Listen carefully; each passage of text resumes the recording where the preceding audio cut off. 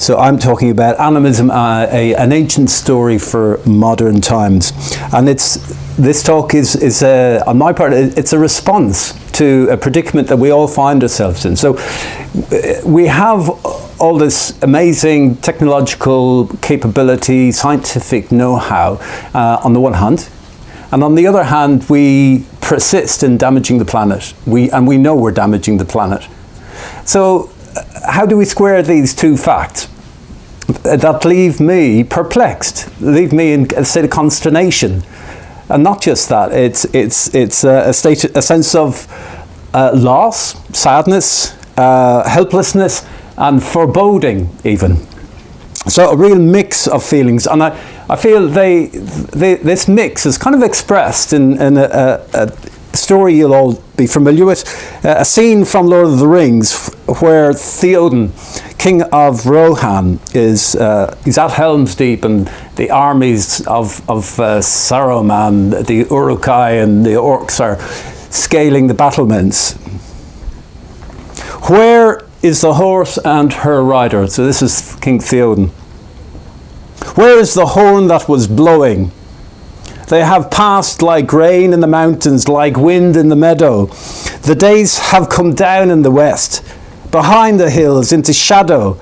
How did it come to this? How did it come to this? So I'm trying in this talk to make sense of how it came to this in terms of story. I'm going to argue for the power of story in our lives, the power to influence our behavior. I'm going to look at various stories, the destructive stories that I feel are dominant and are behind our communal destructiveness that contribute to the present malaise. I'm going to look at alternative stories. As Satyajit said, I'm an optimist. And these alternative stories that, if bought into, could empower us to respond to the crisis, the environmental crisis, and live more harmoniously with nature. So the power of story. I'm arguing that story is not just about entertainment or distraction. It allows us, it can go much deep, it can take us much deeper. It can allow us to explore life's mysteries, and it can also influence how we behave, not just as individuals, but as a collective. So that's kind of a basic theme in this talk. The power of story is based on the power of the imagination. So stories are if you like, one of the key manifestations of imagination. Imagination has three key capacities that I'm going to describe as the source of its power. The first is its capacity to integrate our experience. So it's imagination that brings together our experience. So the experience of our senses, our sense input, our reason, our intellect, our will, our volition. It's imagination which brings all of these together into one integrated experience. So it integrates us as well as integrating the experience. It engages all of us. It engages our hearts in particular, not just our heads. It engages our hearts. And that's crucial, because that's the source of power. That is, if you like, imagination's main source of power, its ability to engage our hearts. Truth to be grasped must be grasped by the heart. To quote Lord Macaulay, the historian, history has to be burnt into the imagination before it can be received by the reason. And this is the role, if you like, of historical fiction. It's a combination of research and imagination. I don't know if you're familiar with the works of Hilary Mantel, but she can make historical figures really come to life, figures like Thomas Cromwell and Henry VIII. So what she's doing there is she's saying, yeah, you need to know about the dates and the battles and the kings and the queens, but to make history really come alive, you need to engage your heart in it through the imagination, through bringing the imagination together with that research. So that's the first capacity of the imagination that gives it power. Its capacity to integrate our experience and bring more of us present. The second ability is that imagination perceives underlying connections in experience, or even maybe creates those underlying connections. So it perceives patterns. Crucially, this is crucial if we're to experience a sense of meaning and purpose. And meaning, I don't know if you're familiar with Viktor Frankl. He was in I think it was Auschwitz during the Second World War as a prisoner, and he wrote extensively about meaning and the fact that really we are meaning-seeking beings. Meaning, if we're going to engage us in our depths, we need to find a sense of meaning in whatever we do. And if you lose your sense of meaning, which he found in the concentration, in the various concentration camps he was in, when people lost their sense of meaning, he found that their will to live and their life expectancy was greatly reduced. We are meaning-seeking beings. So that's the second capacity of imagination, is to perceive meaning through seeing the underlying connections in our experience. The third, and this is probably the crucial ability of imagination, is to produce images. Imagination. It produces images. Now, images are the stock in trade of the imagination, if you like. They're non-conceptual, and this is what makes them different, say, just to thoughts. And, they allow a more direct experience of the world, unmediated by concepts. This allows us to explore the heights and depths of experience in a way that concepts just don't allow. It allows us to explore elusive truths, to aspects of human experience that are either unmeasurable or unfathomable, but still crucial to a rich and full human life. So truths that transcend our material existence, for example, as in meaning, purpose, but also values, love. So these are truths of great import, and they include the Dharma, the Buddha's teaching. So in the Arya Pariyesana Sutta, the Buddha describes his teaching.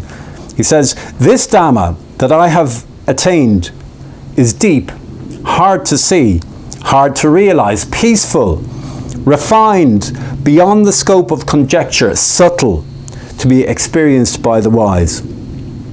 Now these truths, these deeper truths, are not amenable to a direct approach. Let me quote a piece from the Dark Mountain Project, which you can find on the internet.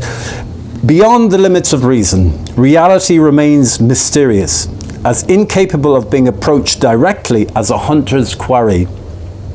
With stories, with art, with symbols and layers of meaning, we stalk these elusive aspects of reality that go undreamed of in our philosophy." So these truths, again, they're not amenable to a direct approach. You have to stalk them. They're not amenable to sort of literal description as we do in science. It's looking for clinical objectivity. It's looking at the how of things. It's not like with philosophy where we categorize, we analyze logically. These disciplines like science and philosophy are trying to come up with tidy, exact definitions. The truths that I'm talking about here, the elusive truths, are not amenable to these tidy definitions. And the reason is these truths are beyond the limits of language, at least conceptual language. There is another language, an imaginal language, a language of the imagination. And this is what story uses. It sidesteps the conceptual limitations, the limitations of conceptual language. And the tools imagination uses to sidestep those limitations are metaphor, symbol, image. The use of metaphor, symbol and image is kind of a fairly magical process, particularly in the case of those especially potent images, which we call symbols. Now, symbols are described, if you like, defined as forms that represent reality, but also point beyond form, beyond that form. So an example would be, you'll have seen around the field, the Buddha Rupa. So it represents a figure, a historical figure, but it also represents, it has so many other meanings and layers of meaning on top of just that figure. It represents transcendental values. It represents values that are aspects of reality that are not definable, that are not exhaustible with language. Symbols have many meanings and many levels of meaning, and that's what makes them rich, and that's why we use them in poetry. That's what makes poetry so rich, is that the language, the symbols, the metaphors, they have different layers of meaning. That's what brings me back to poetry again and again, say a familiar poem. So these symbols are gateways to higher truths, and I'm using this kind of vertical metaphor. You could say you use symbols to ascend to higher spiritual truths, or you could use the other direction, you could say, which is more psychological. You descend into the depths using symbols. Symbols invoke energies and forces that are, again, either beyond or deep in the depths. Of course, this is the nature, if you like, of our artistic inspiration. There's a sense that there is the personal. I don't know if there are many artists here, but everyone here will have had some sense or experience of inspiration when something comes to you, and there's a sense that this is from me, this is mine, and yet there's an aspect of it which is beyond me. Where did it come from? And sometimes we describe this experience in terms of muses, so we personify in terms of muses. Muses as creative forces that visit us. So in many stories, these energies that I'm talking about, that we invoke, that symbols invoke, those energies are invoked by very particular symbols, universal symbols that we call archetypes. These are particularly potent symbols, if you like, and they were studied extensively by Jung. They can be described as universal patterns of consciousness. So there's something universal about them. What Jung did was he could see across the world, across a wide variety of cultures, certain symbols that were in common. So there was something about the source of those symbols was something collective. And there's a sense in which these archetypes, these energies, that they're not something that we can ever possess. There is a sense rather that they possess us.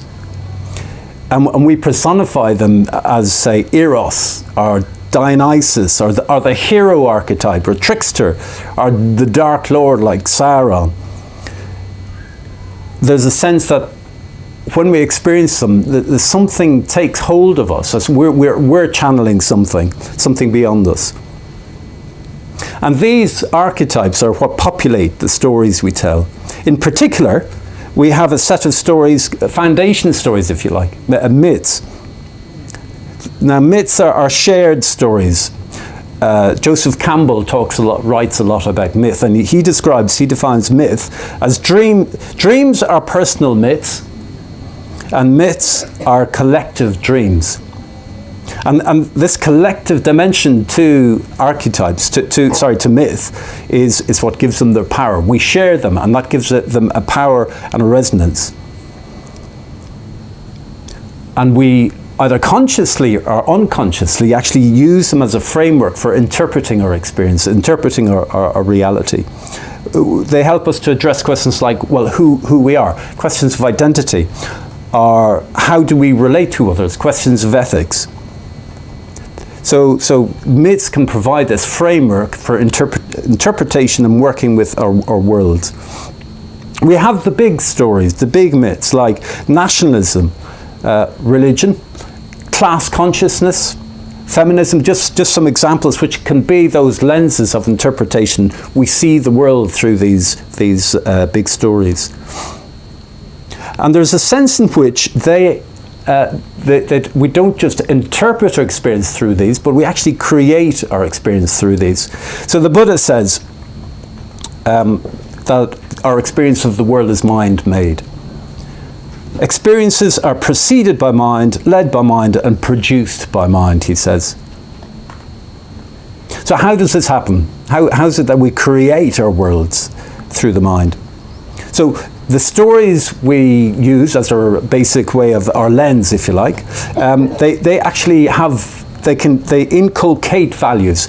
They inculcate, for example, either generosity, love and truth. Hopefully some of the more positive religions on a good day inculcate generosity, love and truth. Other stories perhaps inculcate greed, hatred and delusion.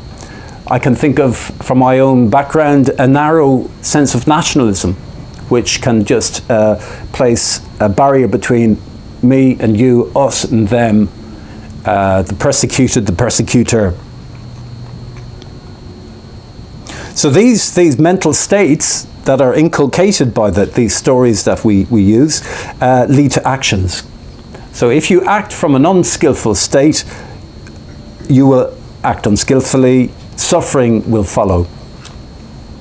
So these stories impact on our own happiness. They impact on the happiness of others, because likewise, actions that come from skillful states create a better world. Actions that come from unskillful states are damaging. Stories can be damaging. So what sort of stories might I be talking about?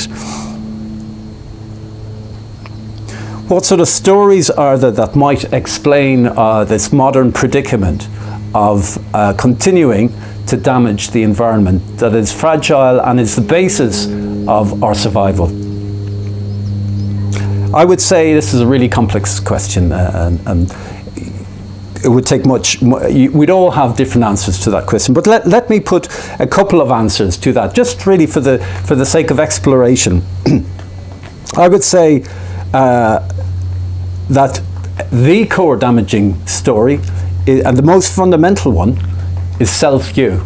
The idea that we have a stable, independent, separate self, which then almost automatically becomes the center of the universe. So my needs are the most urgent. That traffic light should not go red because I'm coming up to it, and I get angry if it does. There are so many little points in the day where that sense of, I'm the most important being in the universe manifests. And this self-interest, while it has been evolutionarily useful, obviously, so that we have had the ability to identify personal needs, that's essential to our survival. But on many other levels, it's destructive. So on the personal level, it's the basis of suffering. Shantideva, I think 8th century, anyway, a Buddhist writer from a long time ago said, all the joy in this world comes from wanting others to be happy. And all the suffering in this world comes from wanting oneself to be happy, only oneself to be happy. Of course, on the socioeconomic level, self-interest it shows itself, and it shows its greatest level of destruction, at least in our modern context of increased population and mechanization of agriculture and industry. It manifests as the destruction of the ecosystem on a global scale. So that's the core damaging story, and that's the Buddhist. That's Buddhism, if you like. That's a Buddhist take. Looking at our modern predicament, let me present two particular examples of damaging stories that are a manifestation of that core story of an independent self. The first one is the myth of human centrality, of superiority. We are masters of nature, and it is biblical in origin. Be fruitful and multiply, and fill the earth and subdue it, and have dominion over the fish of the sea, and over the birds of the heavens, and over every living thing that moves on the earth. Genesis 1:28. So it's a strong theme within the Christian tradition, is the myth of human centrality. As is the notion of personal salvation as the primary goal. But this myth of human centrality have morphed, if you like, over the centuries through the Enlightenment, the Industrial Revolution, the Scientific Revolution. They have morphed into a materialist worldview. So in this materialist worldview, humans are still center. We are where it's at. And I'm going to talk about a particular form of the materialist worldview called scientism, which puts forward the idea that everything is explicable through science because everything is measurable and quantifiable. Anything that's real is explicable through science. And what follows on from that is the project of mastery of nature. If everything is explicable, quantifiable, then we can measure it, we can quantify it, we can alter it, we can manipulate it. And ultimately, of course, where does that lead but to the control of our own mortality? The attempt to help make us live longer and longer and longer. So there's this, scientism is saying that science is the sole arbiter of truth, that the only facts that are real are objective, literal, verifiable facts. I don't know if you know Gradgrind from Hard Times. He would say, give me facts, facts, facts. Charles Dickens. And there are still many Gradgrinds around, like Richard Dawkins. He was on the radio just a couple of weeks ago just pushing this exact point, that everything, any truth worth knowing is the only truth worth knowing really is scientific. That doesn't quite do him justice. I'm actually a fan of Richard Dawkins. I think he's great. But I think he does peddle he gives science too much credit, personally. So, but the story of scientism is actually reductive, not just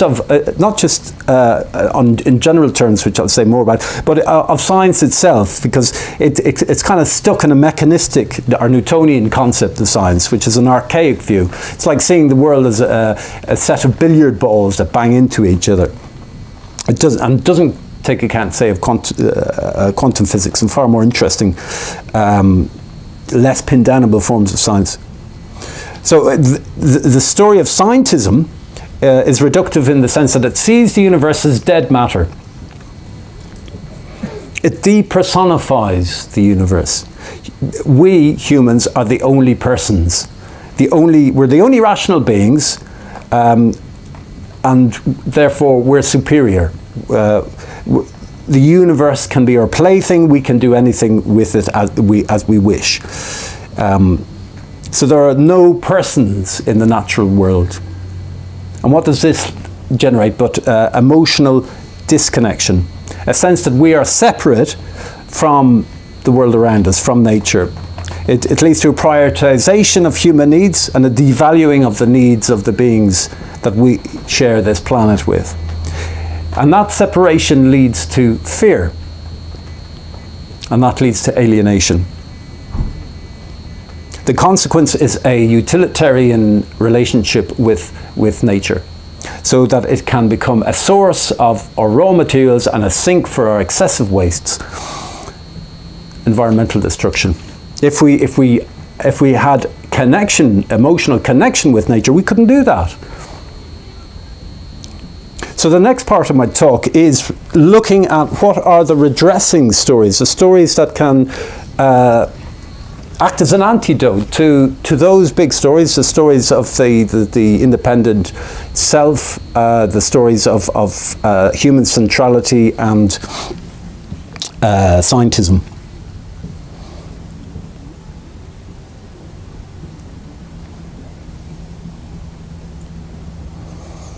I'm looking at some stories that can perhaps re-establish emotional connection with the world. And the stories I'm looking at specifically, as the title of the talk describes, as animism. But an animism that's informed by the Buddhist teaching, the Dharma, 2,500 years of the tradition of the Buddhist teaching. So that's what the remainder of the talk is, looking at these redressing stories. So the first question that everybody asks, when people have been asking me, what is your talk about, Ratnadeva? I've said, it's about animism. And I've kind of had a bit of a blank look on a question. Okay, what is animism? Okay, so animism, what is it? An anthropological answer to that question it's a mythical way of thinking and behaving that attributes personhood to the non-human, and therefore consciousness to the non-human. So consciousness pervades nature, it pervades the natural world. And that means that the world, the natural world, is aware, autonomous, is full of aware, autonomous beings. So we personify these beings, or have done traditionally, as dryads in the trees, or fairies in the hawthorn in Ireland, or spirits of place and geographical features like wells, or mountains, or rivers. Even the whole earth has been personified as Gaia. Primal forces and instincts our energies and instincts have similarly been personified. These, what I mean by primal forces, are those strivings that characterize burgeoning life, like the striving for growth, for reproduction. And we personify these in terms, for example, of Eros, Thanatos, and maybe even demons. We call them demons. We are giving personhood, personality to these experiences of nature and primal forces. So what animism is doing, it's attributing personhood to the non-human. It is re-personifying the world. James Hillman writes extensively about repersonification, or repersonifying. He says it's a natural activity of the psyche, and actually it's something that we do every night in our dreams. It is the antithesis of the material worldview, because it generates emotional connection with the natural world. How does it do that? Just a quote from James Hillman: personifying offers another avenue of loving, of imagining things in a personal form so that we can find access to them with our hearts. Loving is a way of knowing, and for loving to know, it must personify. I was at a talk this time last year. I don't know if any of you went to the Resurgence 50th anniversary conference in Oxford. Charles Eisenstein was talking there, and he was wanting to try and explain from his point of view why he thought that the campaign for climate change, around climate change, why it wasn't gaining much traction. And he was saying that, despite all the data, why are we not winning the argument? And he said the answer is, the problem is with the narrative. The narrative often is based on rational self-interest. For example, fear as regards human survival. And that's not enough. That appealing to fear is not enough. The underlying problem, he said, is that we're not sufficiently emotionally connected to the natural world. We have to feel the connection in our guts. That what we do to the planet, we do to ourselves. Otherwise, our response is inevitably going to be half-hearted, because our hearts are elsewhere. We've got so many other priorities that engage our heart energy. So there's a lack of energy engaged in the campaign, if you like. And he says, look, why do we look after our children? In most healthy situations, it's not out of fear. It's not out of fear that the social worker is going to knock on your door one day and you're in trouble. It's the reason you look after your children is you love them. So emotional connection is the outcome of repersonifying the world. And it's the antidote par excellence against alienation, against separation, against the fear that separation breeds, and then against the utilitarian attitude, that's the word I was looking for, that engenders. So it engenders an attitude that things are valuable in themselves and not just for what they can give us. Nature has intrinsic value. So that's the main answer to the question, what is animism? But there's just a little rider on that, is that it's not just an attitude, it's it's not just a personification. It's quite active. Is the animistic worldview or sensibility? It's quite active in looking at okay, what are the consequences of personifying the world? What are the ethical consequences? What is respectful behaviour in the context of a personified natural world in relation to other than human persons? So there's this strong ethical dimension to the animistic sensibility. And it engenders a change of attitude to one of respect due to partners, not the lordly attitude of masters or the superior attitude of stewards. So this is a modern, as I mentioned earlier, anthropological description. It's a sympathetic description. The earlier anthropologists who were dominated by a colonial mindset actually were quite, used animism as a pejorative term, derogatory term. They saw it simply as an attempt to, as a literal explanation, a kind of pre-scientific, primitive explanation of natural, or attempt at explaining natural phenomena. A kind of pseudoscience, superstitious and facile. Whereas the modern sympathetic view of animism is that it's a natural imaginative response of a religious and poetic sensibility to the encounter with nature. That those feelings of awe, wonder and respect. So animism is an attempt to express a heartfelt feeling of awe in the face of nature, in the face of its beauty, its wonder. So that's my definition of animism.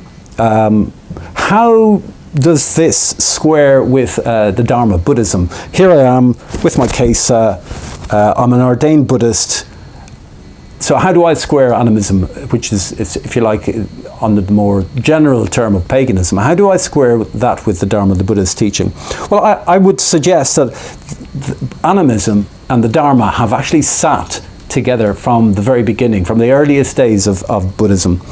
If you look at the Pali Canon, which was written down 4 centuries after the Buddha's death, which represents the foundation stone, if you like, the whole foundation structure of Buddhist, all the Buddhist traditions, you can see that the Buddha lived immersed in nature, wandering in the forests, the jungles of northeast India, the mango groves.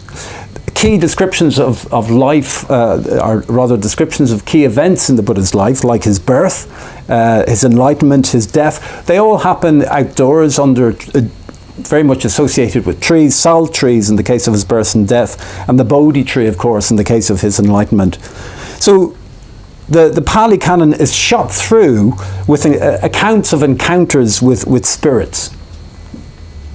And these descriptions express a rapport with the forces of nature. There's a particular sutta, the Ratnadeva Sutta, which is one of the earliest. It's from the earliest part of the Pali Canon, the Sutta Nipata, which has the most ancient material. And it goes something like, all beings that are assembled here, whether of the earth, air, fire, water, may you be happy. Please listen now to what we have to say. Please send your metta night and day, or loving kindness night and day, upon the human race, on whose behalf we make an offering. And all you fleshly beings and spirits, please gather round, let us together salute the Buddha. And it goes on like that. So what it's doing is it's acknowledging the presence of beings, spirits, respectfully. And that respect is shown, manifested through offerings, through making offerings, a very traditional way of showing respect. So that's animism in ancient Buddhism. Just moving through the centuries, maybe to the 8th century with the founding of Tibetan Buddhism, we have, what happens in Tibet is that the Indian Buddhism arrives in Tibet, and there's an encounter between the indigenous spiritual tradition called the Bon tradition, which is an animist shamanic tradition, and you get a melding. the father of Tibetan Buddhism is a figure, legendary and historical, called Padmasambhava. And the story of Padmasambhava's arrival in India to propagate the Buddhism is that he was invited up after there were difficulties building the base in the base monastery in a place called Samyi. So Trisong Detsen, the emperor, the Tibetan emperor at the time, he wanted Buddhism to be propagated in his empire. So because of the difficulties building this monastery, such that every day that the workers would go and lay the foundations and build the walls, they'd come back the next day and they'd find that the work was undone. The walls were laid low and the foundations were uprooted. And they realized, oh, it's the local spirits are not happy with this. What are we going to do about this? So they send for Padmasambhava, who's in India, because he's known as having powers in this area. He's known as having his ways with the spirit beings. So he accepts the invitation, but he doesn't go straight to Trisong Detsen's court. What he does is he takes a kind of detour through the wild places of Tibet, and in the course of doing that, he befriends the local spirits, the local demons, the local deities, and eventually, after months, he arrives at the court of Trisong Detsen and sets to build a monastery. And the workers are thinking, oh, what's the point? Because we know the local spirits are not up for this. They're just going to demolish what we do. But we'll try again. So under Padmasambhava's supervision, they start rebuilding. And so they build the walls, put the foundations down, and leave, expecting that when they return the following day, they'll, as before, be totally demolished and uprooted. But in fact, when they come back the following day, they find the walls are twice as high and the foundations are twice as deep. So the message there from that story is, of course, that Padmasambhava has befriended the demons, befriended the spirits of place. You can see that as a metaphor for this integration of the Bon tradition and the Buddhist tradition. So if you like, this incoming tradition of Buddhism, in order to win the hearts and minds of the locals, needs to adapt itself to the language, the symbolic language of the indigenous people, in order to be able to communicate itself to them. So you can see, not just from the very origins of Buddhism, but also from its development, animism has been there. Buddhism is shot through with animism. So finally, what about modern Buddhism? How does animism square with modern Buddhism? Well, I'm ordained into the true Ratnadeva tradition. Sangharakshita is the founder of that tradition, my main teacher. So I'm going to confine myself to how animism sits with his teaching, within the context of his teaching. His main effort has been to translate the Dharma, the Buddhist teaching, for the West. To do, in a sense, what Padmasambhava was trying to do in melding Buddhism, Indian Buddhism, with the Bon tradition in Tibet. So Sangharakshita has been trying to find the language through which to communicate the Dharma, trying to use symbolic language that we can understand to better communicate the Dharma.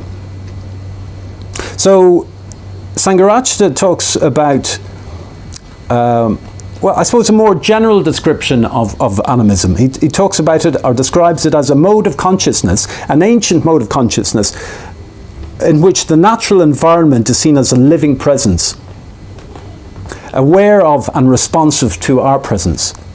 So it possesses will and feelings. It's not just reducible to our will and our feelings. In other words, it's not just about psychological projection. But he acknowledges that this is difficult to cultivate in the face of the modern dominant worldview of scientific rationalism. However, despite the difficulty, he would say it's worth the effort, because it leads to a richer life, one in which we're integrated into a universe of value, meaning and purpose, as opposed to living in a dead, impersonal world. In fact, he says, and this is quite strong, he says, a universe conceived of as dead cannot be a universe in which one stands any chance of attaining enlightenment. So it behoves us to, as Buddhists, to hunt for a sense of this vital world. He says we have to hunt. This is one of his instructions. Hunt for a real feeling for the life of things. This theme of an animist sensibility is taken up by one of Sangharakshita's main followers, a man called Subhuti. And he goes further into the animist sensibility. He talks about the need to tap into sources of psychic energy. Those primal sources, those primal energies that I mentioned earlier that we personify. Now this is in the context of Sangharakshita's teaching, where the availability of energy, Sangharakshita says, is one of the key issues of the spiritual life. Because without energy behind our beliefs, then our ideals will not be translated into behavior. This is the age-old problem of religions. You have St. Paul in Romans saying, I failed to do the things I want to do, and I find myself doing the very things I hate. So how do we bridge our ideals and our behavior? If there's a lack of wholeheartedness, if our energies are dispersed, we're not going to be able to do that. So that's the context of Subhuti talking about the need to tap those raw psychic energies. He says we need to integrate with our primal energies. Though again, those energies of striving, for example, of growth, reproduction. Some traditions would have us maybe cut off from those energies. They can be a bit scary.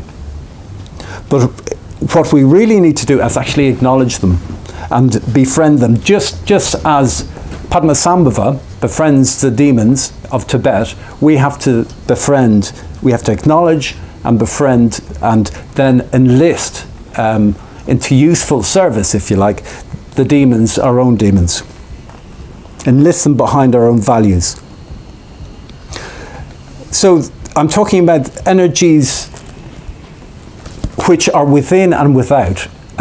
We're not separate from nature. Our energies are the energies of nature. I think Dylan Thomas captures this beautifully in The Force That Threw the Green Fuse is this poem. The force that through the green fuse drives the flower, drives my green age. That blasts the roots of trees is my destroyer. And I am dumb to tell the crooked rose, my youth is bent by the same wintry fever. The force that drives the water through the rocks drives my red blood, that dries the mouthing streams turns mine to wax. And I am dumb to mouth upon my veins, how at the mountain spring the same mouth sucks. So our energies are the energies of nature.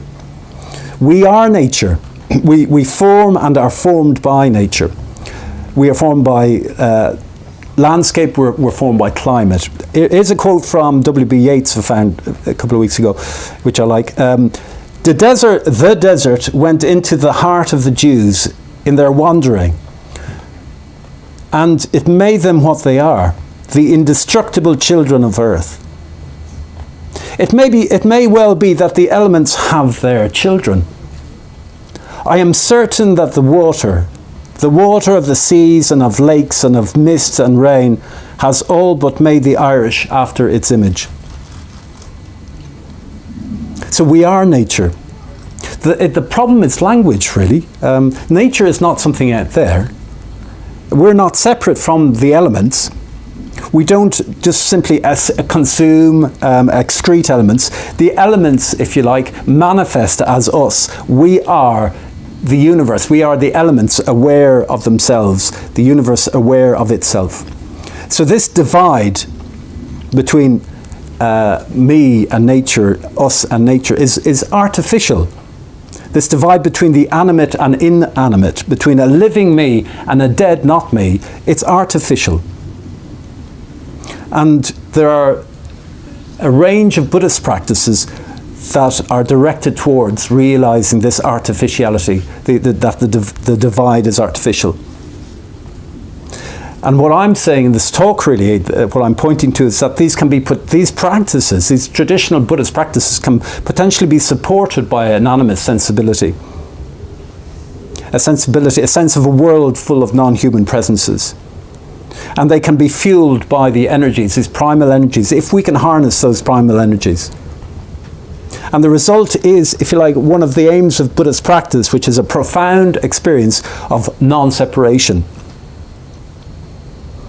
An experience of non-separation such that we can break down that distinction between self and other. Now this is wisdom in the Buddhist tradition.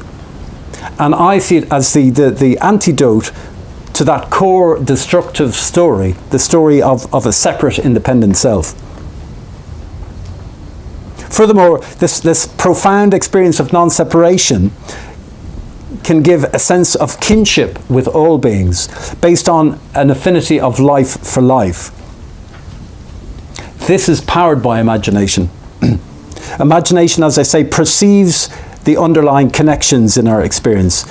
It recognizes the commonality, and it recognizes it more directly than any words can conjure up. It recognizes a through image, symbol and archetype to give us a visceral, more heartfelt experience of connection. And this sense of kinship with all beings, it can be the basis of universal loving kindness and compassion. Again, a key goal of Buddhism. So this kinship with all beings can lead to a simple and radical insight. It almost seems trite to say, but the fact that what we do to nature, we do to ourselves. And this is a supremely practical insight, which if lived out would mean potentially the survival of our species. But this what leads to the sense of kinship with beings, as I was saying, that the foundation of it was this experience of non-separation, profound experience of non-separation. It's not just about the future, about human survival. It also is very much about the present. As I quoted earlier, Sangharakshita says that an animistic take on the world integrates us into a world of meaning, value and purpose, so that we can experience, and these are the words of the American writer David Foster Wallace, so that we can experience every situation as not only meaningful but sacred. So I'm talking about the moment, not just the future. Every situation is not only meaningful but sacred, on fire with the same force that lit the stars. Compassion, love, and the subsurface unity of all things.